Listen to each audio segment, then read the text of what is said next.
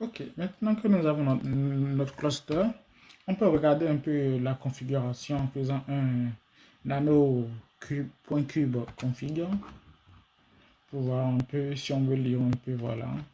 On peut venir lire là et je vous laisse lire si vous voulez lire. Ensuite, nous allons déployer notre application.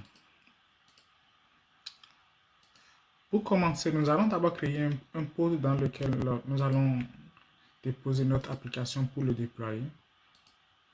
Un pod.application, un namespace. Du coup, on va créer un namespace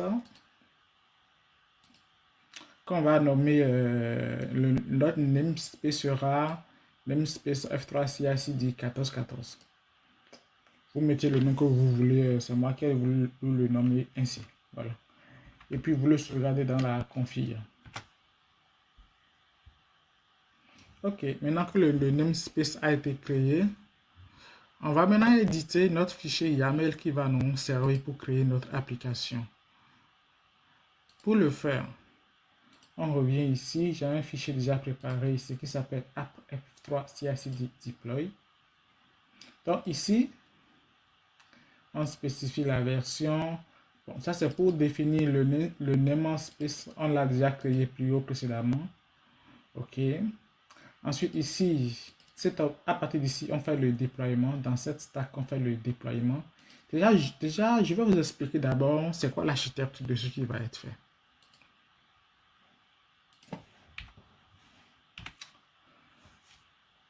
Ok.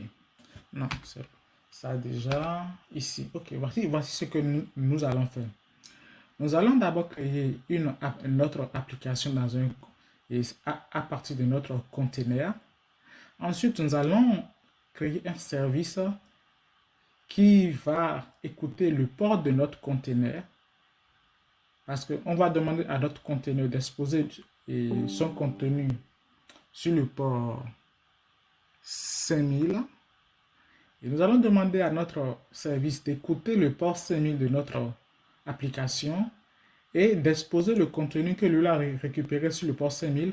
On va lui demander de l'exposer sur le port 80 de notre service. Ensuite, nous allons créer un ingress qui ira écouter le port 80 de notre service et va le router vers le load balancer qui va pouvoir nous le mettre sur une adresse URL. Donc, voici l'architecture de ce que nous allons faire dans ce YAML.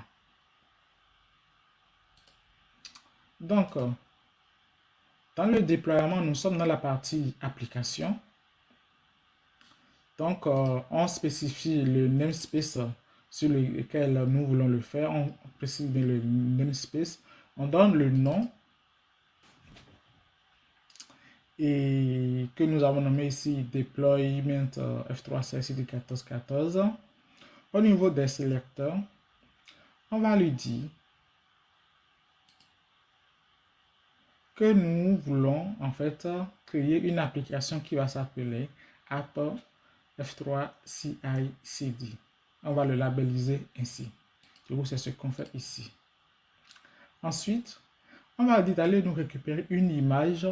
Et l'image ici, en fait, ce n'est rien d'autre que notre container. Du coup, ce container, cette image peut être à la fois sur notre registry de GitLab ou encore sur notre repo là où on a voulu le sauvegarder comme registry. Et si vous vous rappelez bien, dans les formations précédentes, nous avons déposé une image déjà dans notre ECR sur AWS. Je vais vous le montrer. Tac, tac. On vient ici, on fait ECR.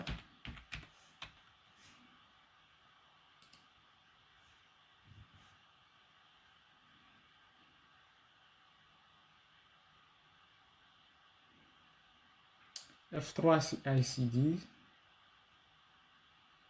Et on veut la dernière version, le latest. Du coup, on fait ici copier URI. En copiant cette URI, on aura l'URI qu'on a mis ici. Vous voyez, c'est la même. C'est le même en fait.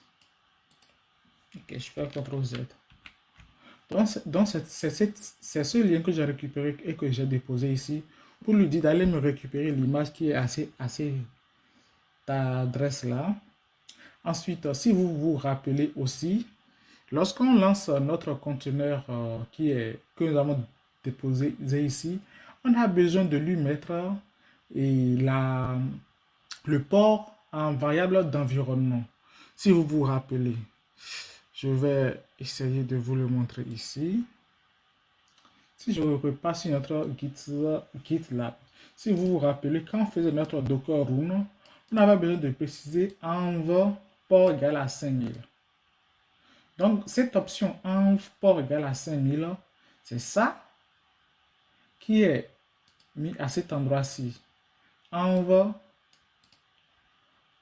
ici, la variable d'environnement concernée s'appelle port et la valeur qu'on veut lui donner, c'est 5000. Du coup, ici, c'est notre env variable d'environnement port prend la valeur 5000.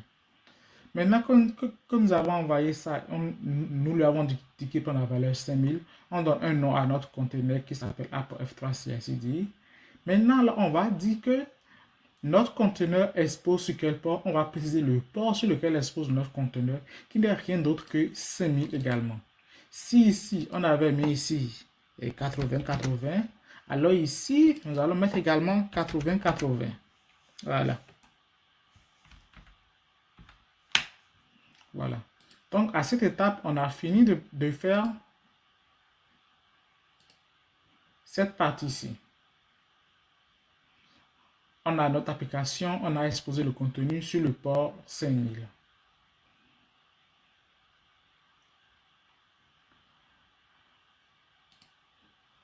On a fini de faire cette partie-ci. Parfait. On a notre application et on l'a exposé sur le port 5000. Donc, on continue.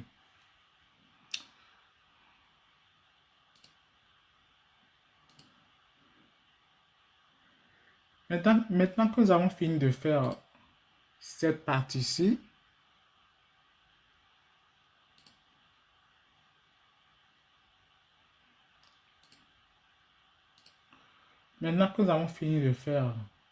cette partie, nous allons maintenant entamer cette partie.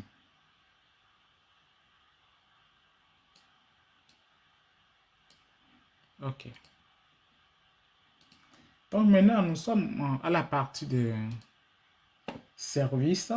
Voilà. On précise ici le namespace qu'on utilise. On donne le nom de notre service là.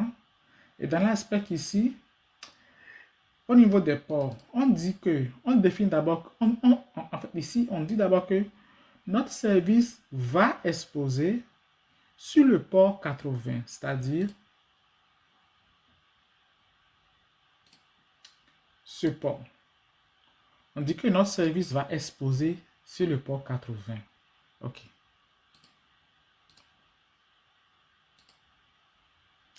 Ensuite, on lui dit en fait ici maintenant d'aller écouter le port 5000 de notre conteneur.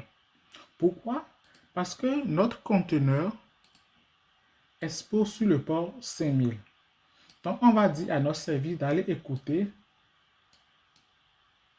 sur le port 5000 de notre conteneur qui est notre application. OK.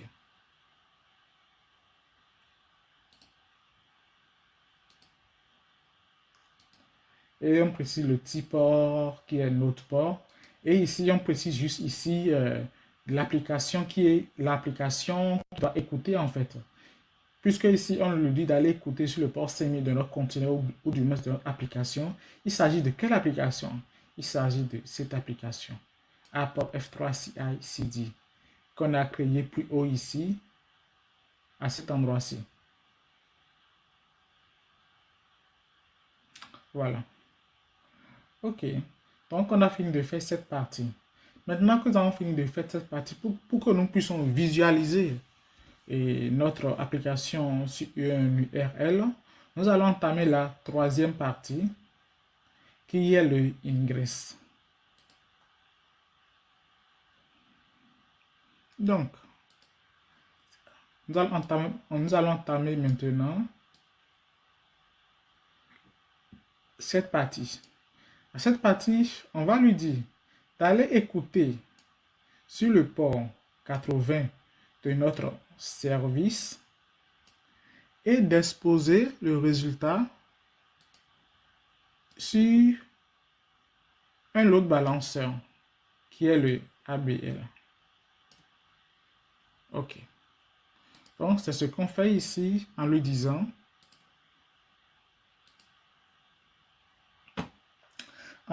ici, on précise le namespace là.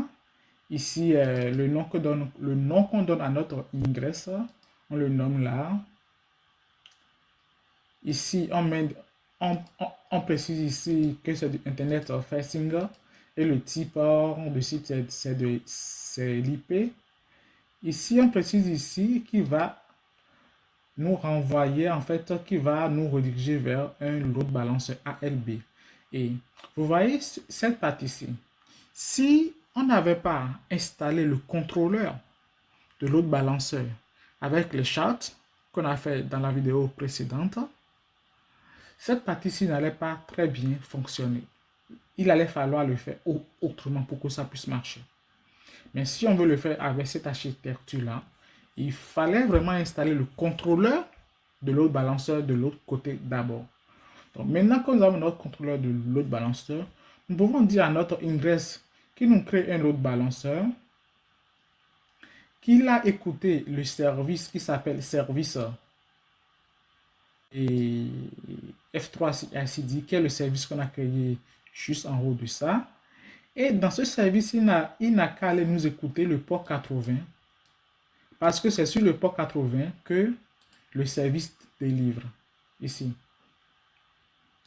C'est sur le port 80 que le service délivre. Et on demande à notre load balancer de venir écouter ce qui se passe sur le port 80 de ce service-là. Et d'envoyer ceci vers notre load balancer ALB. Donc, en résumé, voilà un peu le contenu de ce YAML que nous allons utiliser pour créer notre service. Donc, qu'est-ce qu'on fait? On va envoyer ceci sur notre Cloud Shell. Donc, je reviens ici.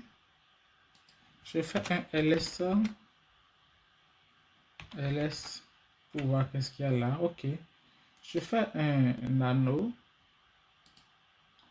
que je veux créer un YAML qui s'appelle app f3cicd deploy.yaml.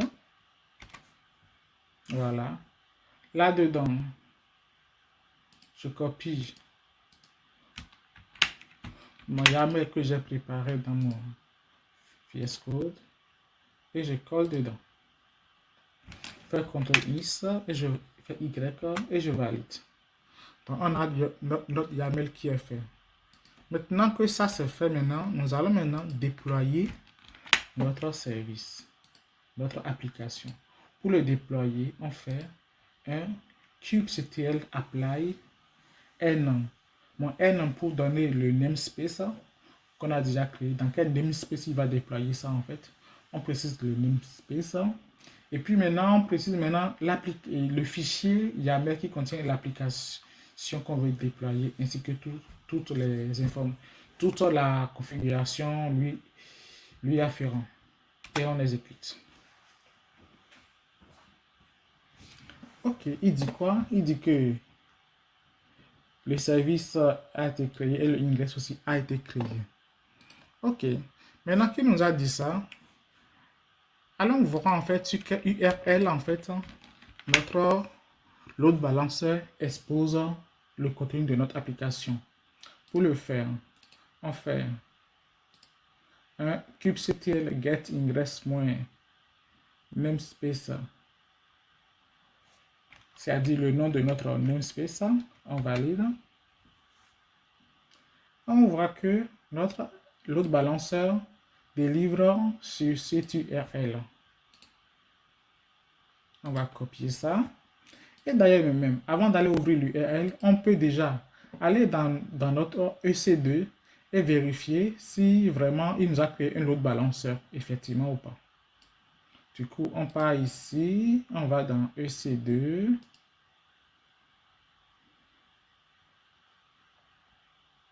On va dans load balancer. On va voir est-ce qu'il nous a vraiment créé un load balancer.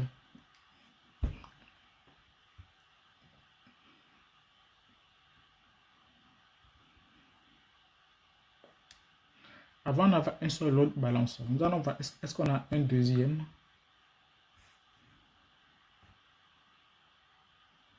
Et on voit bien qu'on a un deuxième load balancer qui a bien le nom K8, SA, namespace, etc. Celui-ci qui vient d'être créé. Pour l'instant, il n'est pas encore actif, il est en train d'être voilà, d'être déployé pour le moment. Son état, c'est mise en service. Du coup, ce n'est pas encore bien fait. Ce n'est pas encore bien déployé, pardon. Donc, on avait copié ici notre URL sur laquelle sera exposée notre application. On peut donc ouvrir un navigateur privé, coller ça dedans et regarder si notre application est déjà disponible ou pas.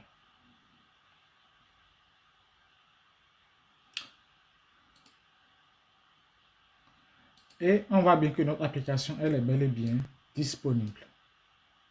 C'est top. Donc, on vient de déployer notre application avec un cluster Kubernetes. Et on a redirigé ces ports vers un load balancer. C'est top. OK. OK.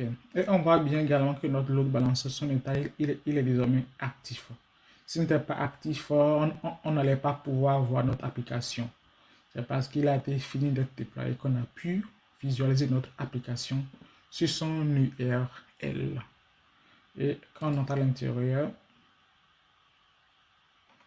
voilà, on peut regarder un peu, si on veut regarder un peu qu'est-ce qu'il y a à l'intérieur, voici le DNS qui est là, voilà, etc., etc. OK. Maintenant, quelques commandes utiles. Si on veut supprimer un service, c'est simple. On fait un kubectl. Je vous montre la commande, mais je ne vais pas l'exécuter. Je vais appuyer la bonne commande. OK. Du coup, c'est kubectl delete service, le nom de mon service là. Voilà. Et mon service est dans quel namespace? -n. Et c'est le nom de mon namespace. Parfait. Du coup, je ne veux pas l'exécuter, c'était juste pour vous montrer. Du coup, pour d'autres commandes, je vous invite à vous renseigner un peu et à lire un peu sur le net. Il y a pas mal d'informations.